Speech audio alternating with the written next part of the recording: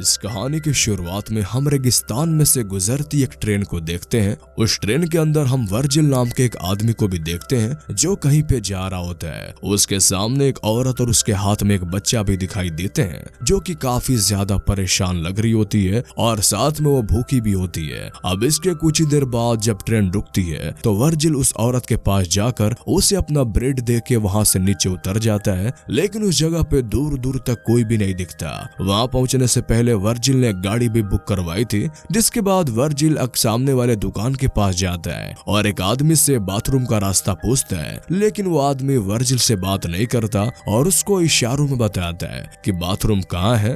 तब वर्जिल वहाँ से आगे बढ़ जाता है और आगे जाने के बाद उसे एक पुराना डर्टी बाथरूम दिखता है। अब क्योंकि उसके पास कोई और भी ऑप्शन नहीं होता, इसीलिए उसे वही बाथरूम यूज करना पड़ता है। इसके कुछ ही देर बाद वर्जिल का ड्राइवर केत आता है जो कि उसे आवाज लगाने लगता है। इसके बाद वर्जिल अपने ड्राइवर के साथ बैठकर कंपाउंड नाम की जगह जाने लगता है, लेकिन वहां से कुछ दूर जाने के बाद वर्जिल के अपने ड्राइवर के साथ बहस होने लगती है क्योंकि वो ड्राइवर उससे ज्यादा किराया मांग रहा था। लेकिन कुछ ही देर बाद वर्जिल को ना चाहते हुए भी ड्राइवर की बात माननी पड़ती है। इसके थोड़ी देर बाद वर्जिल गाड़ी का एसी चालू करने की कोशिश करता है, लेकिन उसका ड्राइवर ऐसा करने से मना कर देता है। वो उसे कहता है कि इस गर्मी में अगर तुमने एसी को चालू किया तो इंजन पे ज्यादा लोड पड़ने की वजह से इंजन बीच रास्ते में ही बंद हो सकता है। इसके बाद ये लोग आगे बढ़ने लगते हैं, लेकिन थोड़ा आगे जाने के बाद इनकी गाड़ी का टायर पंक्चर हो जाती है, जिसकी वजह से इन दोनों को रास्ते में रुककर गाड़ी का टायर चेंज करना होता है। तभी वर्जिल सामने देखता है कि दो कुत्ते आपस में बहुत बुरी तरीके से लड़ रहे होते हैं, जिस वजह से एक कुत्ता काफी ज्यादा जख्मी हो जाता है और दूसरा कुत्ता उसे मारने में लगा होता है। तब ये देखने के बाद केत उस कुत्ते को वहां से भगा देता है और जो जख्मी कुत्ता वहां पे पड़ा होता है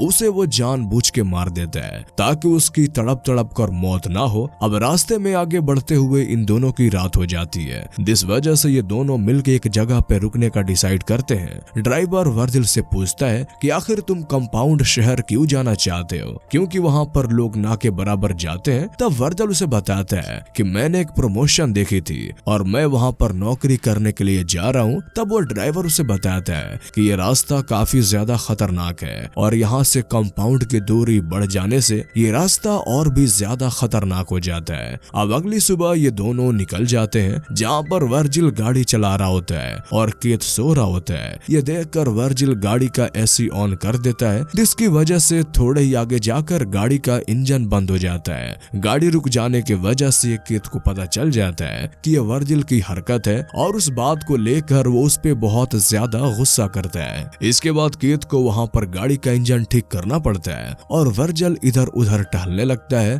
थोड़ा आगे चलने के बाद उसे एक चमकता हुआ पत्थर नजर आता है, लेकिन जब वो उसे चेक करने के लिए जाता है तो उसे ऐसा लगता है कि शायद ये गोल्ड है, जिस वजह से वो केत को उसे चेक करने के लिए बुलाता है। तब केत अपना लाइटर निकालते हुए उससे कहता है कि अगर ये जलने पर काला हो गया तो समझ जाना कि ये एक पत्थर है। लेकिन केत जब उसे जलाता है तो वो काला नहीं बल्कि और ज्यादा चमकने लगता है, जिस वजह से इन दोनों को वहाँ पर कंफर्म हो जाता है कि ये सच में गोल्ड है। अब ये देखने के बाद वो वहाँ पे खुदाई करने लगते हैं, लेकिन काफी ज्यादा कोशिश करने के बाद भी सोना वहाँ से निकलने का नाम नहीं लेता।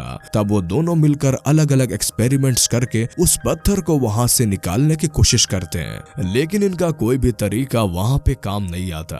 अब ये दोनों मिलकर उस खुदाई में पूरा दिन का टाइम लगा देते हैं, लेकिन इनका काम फिर भी पूरा नहीं होता, जिस वजह से वहाँ पे शाम हो जाती है और इस वजह से केत वहाँ पे लकड़ियों के टुकड़े लाता है। केत वर्जिल को बताता है कि यहाँ पे बहुत सारे जंगली कुत्ते हैं जिनका खतरा यहाँ पर बना रहता है। अब ये दोनों वहाँ पे आग जलाकर बैठ जाते हैं, जहाँ पे केत को बहुत ही ज्यादा खुशी होने लगती है क्योंकि उसे ऐसा लग रहा होता है कि अब उसकी किस्मत बदलने वाली है। कुछ देर के बाद केत को एक आइडिया आता है। वो वर्जिल को बताता है कि हम दोनों मिलकर भी सोने को यहाँ से बाहर नहीं निकाल पा रहे हैं, लेकिन मेरे पास एक आइडिया है। हम शहर जाकर जमीन खोदने वाली मशीन किराए पर यहाँ ला सकते हैं, लेकिन उस मशीन को यहाँ पे लाने के लिए हम दोनों में से किसी एक को शहर जाकर उस मशीन को लाना होगा। दरअसल केत चाहता है कि वर्जिल शहर जाकर उस मशीन को ले आए, लेकिन वर्जिल उसे ऐसा करने से मना कर देता है और वो केत से कहता है कि मैं इस शहर में नया आया हूँ और ना ही मैं यहाँ पर किसी को जानता हूँ और इस वजह से कोई मुझे मशीन किराए पर नहीं देगा। इसके बाद केत उसकी बात मान लेता है और अगली सुबह वो वर्जिल को कुछ जरूरत का सामान देता है और वहाँ से जाने से पहले केत उसे एक सैटेलाइट फोन भी देता है और उसे बताता है कि मुझे यहाँ आने में कुछ दिन लग जाएंगे। इसके बाद वो वहाँ से अपनी गाड़ी लेकर निकल जाता है। केत के जाते ही वर्जिल वहाँ पर एक टेंट बनाता है ताकि वो वहाँ पे रह सके और रात होने से पहले जल्दी से वो लकड़ियाँ जमा करता है। लेकिन रात होने के बाद जब वो खाना खा रहा होता है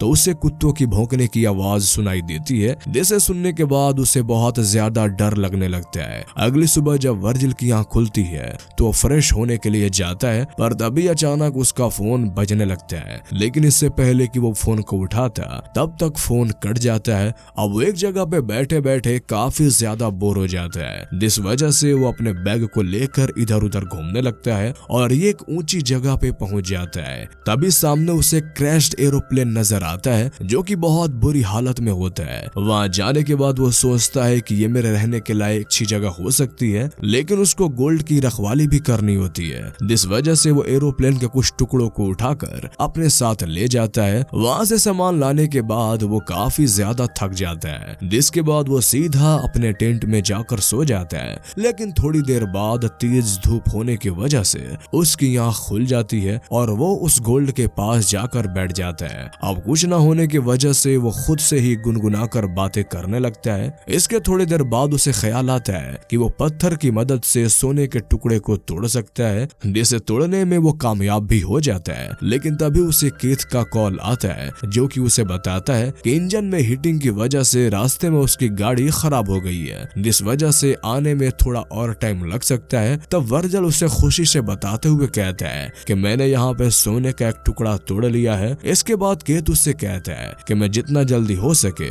वहाँ पर आने की कोशिश करूंगा। अब एक बार फिर से रात हो जाती है। वर्जिल वहाँ पर आग जलाकर बैठ जाता है, लेकिन तभी वो जंगली कुत्ते उस पर हमला करने की कोशिश करते हैं, लेकिन वर्जिल आग की मशाल की मदद से उन कुत्तों से बच जाता है। अगली सुबह जब वर्जिल सोकर उठता है तो बैठकर पानी पी रहा होता है, लेकिन तभी इसकी तरफ एक सांप आने लगता है। उसे देखने के बाद वर्जिल उसे मारने की कोशिश करता है, लेकिन वो सांप वहाँ से भाग जाता है और उस चक्कर में वर्जिल का पानी भी गिर जाता है। अगले सीन में हम देखते हैं कि वर्जिल एक बार फिर से उसी एरोप्लेन के पास जाता है ताकि उसके कुछ टुकड़े लेकर ये तेज धूप से बच सके, लेकिन तभी सामने से कोई आता हुआ उसे नजर आता है, जिस वजह से वो एरोप्लेन के अंदर छुप जाता है। तब वो आदमी वर्जिल के पास आकर उसे बाहर निकलने के लिए कहता है। वो कहता है कि ये मेरे छुपने की जगह है। वहाँ से बाहर निकलने के बाद वर्जिल को पता चलता है कि वो एक औरत है। तब वो औरत वर्जिल को खाना और पानी देने की कोशिश करती है, लेकिन वर्जिल उसे किसी भी बातों का जवाब नहीं देता। वो औरत उसे सवाल पे सवाल पूछने लगती है, जिससे वर्जिल परेशान होकर वहाँ से उठ के आगे जाने लगता है, लेकिन वो औरत उसके पीछे आने लगती है, जिसके बाद वर्जिल उस पर गुस्सा करने लगता है और उससे कहता है कि तुम मेरे काम में दखल अंदाजी मत करो। तभी उस औरत को वर्जिल का कैंप दिखाई देता है, जिस वजह से गुस्से में आकर वो उस कैंप को तोड़ने लगती है और वो बार बार गुस्से में आकर वर्जिल को वहां से जाने को कहती है। ये देखने के बाद वर्जिल को काफी ज्यादा गुस्सा आ जाता है और वह जाने अनजाने में उस औरत को मार देता है, जिसके बाद वो उसके बैग को चेक करने लगता है ताकि जरूरत का सामान उसके बैग से निकल सके। वो उसकी बॉडी को पास में जाकर दफना देता है। अब उसके कुछ ही देर बाद वहाँ पर एक कुत्ता आता है जो कि उसी औरत की बॉडी को उस कब्र से बाहर निकालता है। अब वर्जिल के पास कोई ऑप्शन न होने की वजह से वो उस लेडी की बॉडी को कहीं ले जाकर जला देता है और ये सब देखने के बाद वर्जिल की आंखों में पानी आने लगता है, क्योंकि कहीं न कहीं वो ऐसा करना नहीं चाहता था। इसके बाद अगली सुबह जब वर्जिल सो के उठता है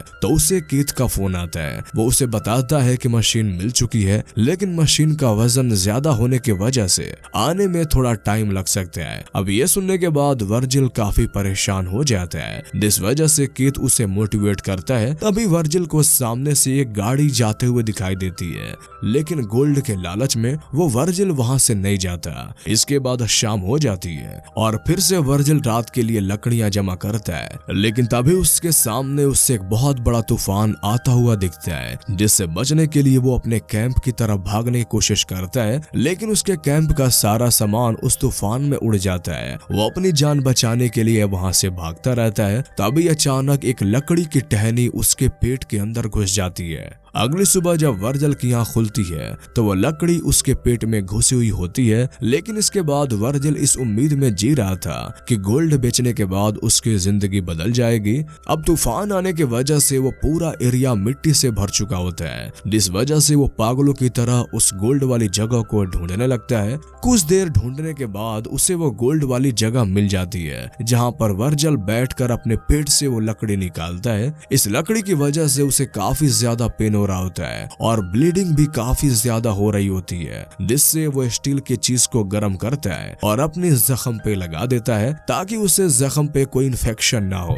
लेकिन लगातार भूख और प्यास की वजह से वो वहीं पे बेहोश हो जाता है। लेकिन बाद में जब उसकी आंख खुलती है तो उसे अपने ऊपर एक औरत दिखाई देती है, जिसके हाथ में एक बड़ा सा भाला होता है। उस औरत को देखने के बाद वर्जिल को ऐसा लगता है कि ये वही औरत है जिससे उसने मारा था। वो औरत उसे पानी पिलाकर वहाँ से चली जाती है। इसके थोड़ी देर बाद वर्जिल को केत का फोन आता है और वो कहता है कि मैं थोड़ी देर में तुम्हारे पास पहुँचने वाला हूँ। लेकिन थोड़ी देर में वो औरत भी वहाँ पे पहुँच जाती है, जो कि वर्जिल की मदद करना चाहती थी। लेकिन गोल्ड वाली बात को वर्जिल सिर्फ राज रखना चाहता है, जिस वजह से वो औरत को वहाँ से जाने के लिए कहता है। लेकिन वो औरत उससे कहती है कि मुझे तुमसे कुछ भी नहीं लेना देना, बस तुम मुझे ये बता दो कि तुमने क्या मेरी बहन को देखा है। लेकिन तभी वर्जिल वहाँ पे उठकर देखता है कि वहाँ पर चारों तरफ से जंगली कुत्तों ने उसे घेर लिया है, जिस वजह से वो जल्दी से केत को फोन लगाता है और रो रो के उसे जल्दी आने को कहता है। दूसरी तरफ केत बोलता है कि मैं जल्दी ही तुम्हारे पास पहुंचने वाला हूँ। लेकिन अगले सीन हम केत को देखते हैं, जो कि बगल में ही बैठकर उसे दूरबीन से देख रहा होता है। अब देखते ही देखते वो सारे जंगली कुत्ते वर्जिल को नोच नोच कर खा जाते हैं और ये देखने के बाद केत अपनी मशीन को लेकर वहाँ पे पहुंच जाता है, जहाँ पहुंचकर वो वर्जिल की लाश को देखता है और यहाँ पर हमें इसके इरादे के बारे में भी पता चल जाता है। तभी वो गाड़ी के पीछे से कुछ लाने जाता है और जैसे ही वो आगे की तरफ मुड़ता है